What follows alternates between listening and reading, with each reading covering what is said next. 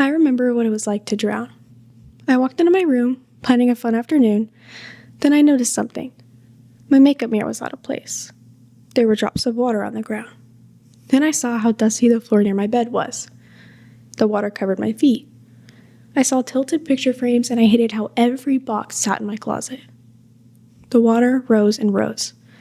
To escape, I tore every box down, every drawer open, and every piece of clothing out of my closet. If I could just control the environment, the water would drain. But no, I would drown like an overwatered houseplant. To understand where I am today, I must look back at the botanical chaos of my past, which is perfectly represented by bamboo. Bamboo has a root system called a rhizome. It spreads invasively underground. For the entirety of my adolescence, I had a mind of bamboo. A single anxious thought would take hold, and before I knew it, a massive rhizome of worry had spread across my entire brain. I tried to aggressively manage everything outside of myself. I foolishly thought that an organized outer world would quiet my chaotic inner world.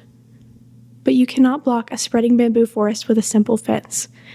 You cannot fix inner self with outer control.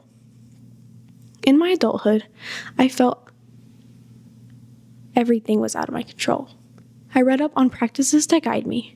These practices bring me directly to my present, which is mirrored by a bonsai. A bonsai is not born miniature. It's a regular tree that requires intentional care, constant maintenance, deep patience, and daily practice to be trained. Every day, I must consciously clip away at my old habits of panic and wire my mind towards mindfulness. This transforms my mental health into a conscious hobby through meditation.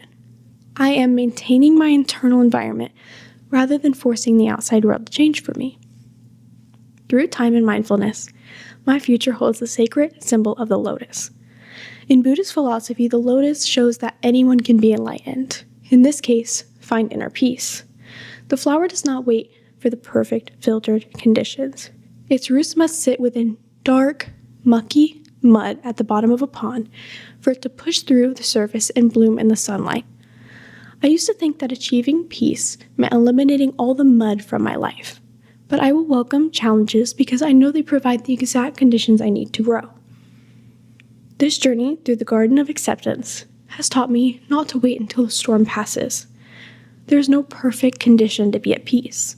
We must find acceptance of the mud, trim our leaves every day, and we must not plant invasive bamboo in our minds.